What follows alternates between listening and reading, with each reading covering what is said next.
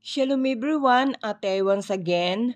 For today's vlog, I will share you the conjugation of infinitive to behave. In Hebrew, lihit naheg. For this vlog, I will give you example of sentences using the personal pronoun, verb, and I will add the adjective according to the gender. Present tense behave for masculine singular, mitnaheg.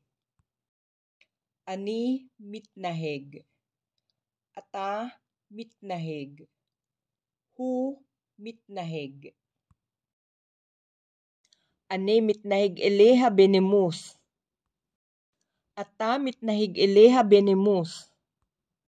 Hu mitnaheg eleha benemus. Present tense behave for feminine singular, mitnaheget.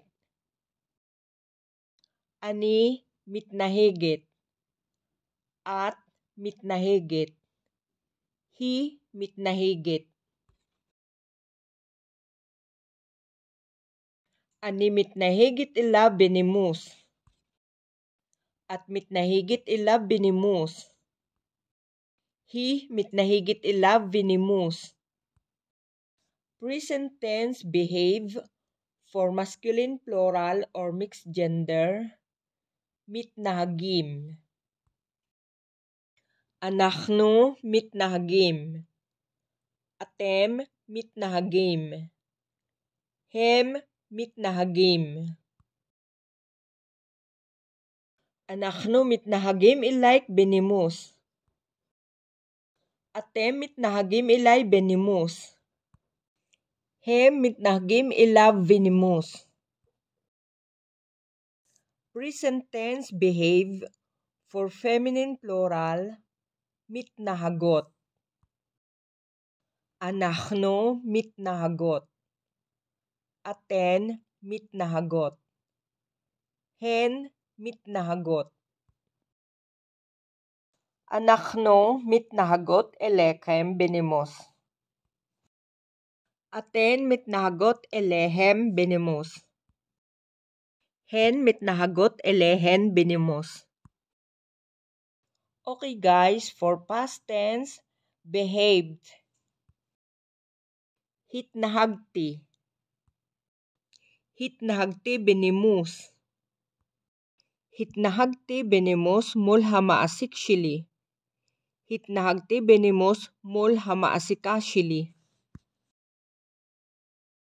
Hitnahagta. Hitnahagta benimus.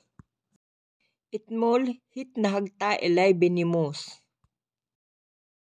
Hitnahagt. Hitnahagt benimus. Itmol hitnahagt iliha benimus.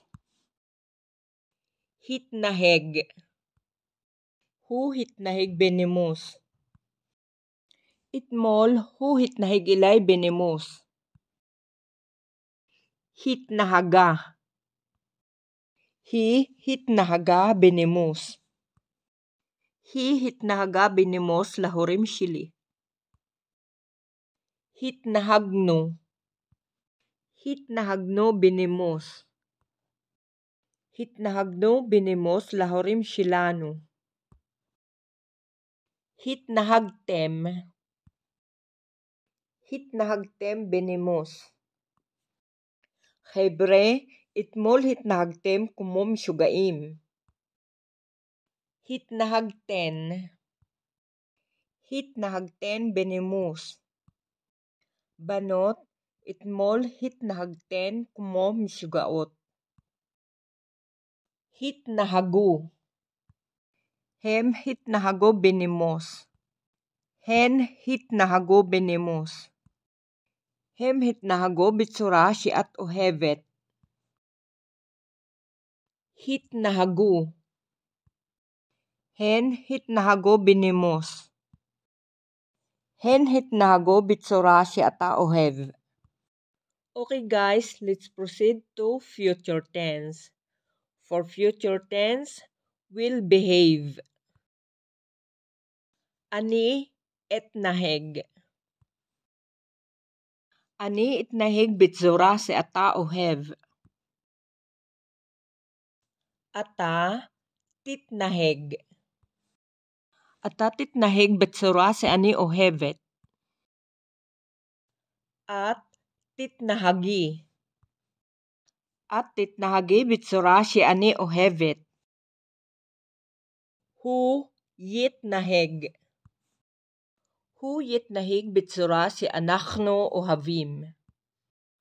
Hu yitnaheg bitsura si anachno ohavot. Hi titnaheg. Hi titnaheg bitsura si hu ohev. Anachno nitnaheg. Anachno nitnaheg bitsura si ata ohev. Atem titnahagu. Atem titnahagu bitsura si hi ohevet. Aten titnahegna. Aten titnahigna bitsura si anachno ohavim. Hem yitnahagu. Hem yitnahagu bitsura si hen ohavot. Hen titnahegna. Hen titnahigna bitsura si aten ohavot. Okay guys, now I will give you the imperative or the command. Imperative behave for masculine singular hitnaheg. Imperative behave for feminine singular hitnahagi.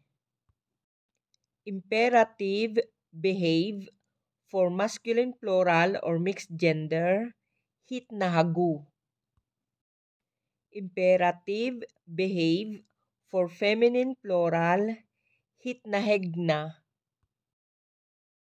Okay guys, that's all for today's video. Enjoy to learn Hebrew, and I hope this video can help you how to construct simple sentence in Hebrew. Please don't forget to like, share, comment, and subscribe, and don't forget to click the notification bell to be updated for upcoming videos. Guys, thank you very much for watching. See you on my next vlog. Lihitraot!